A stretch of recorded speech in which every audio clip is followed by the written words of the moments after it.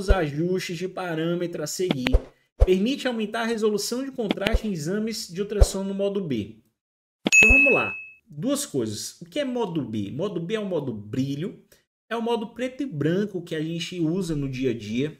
Então é diferente do modo Doppler.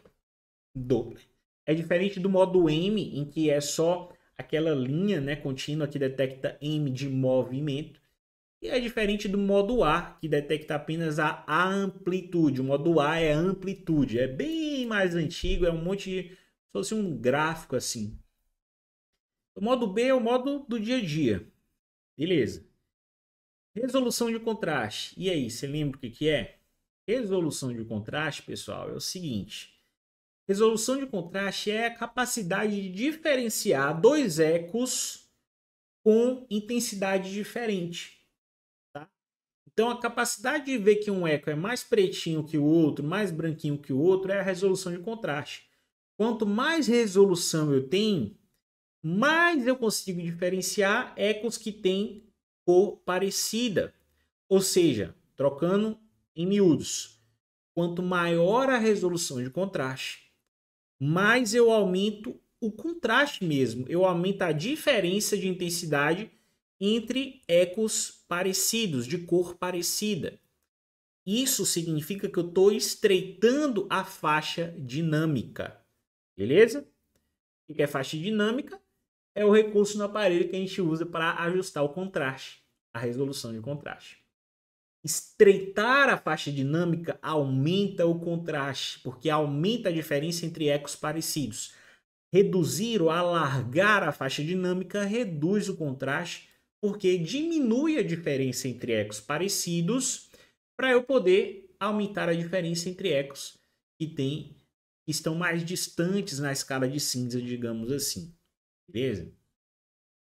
Então vamos lá. Letra A. Colocar o foco na altura da estrutura de interesse. O foco não serve para resolução de contraste, serve para resolução axial e resolução lateral. Ok? Resolução lateral, foco, axial, foco, mas contraste não. Contraste é faixa dinâmica. Reduzir o ganho compensado por tempo, TGC, de modo que as estruturas sabidamente anecoicas fiquem pretas na imagem.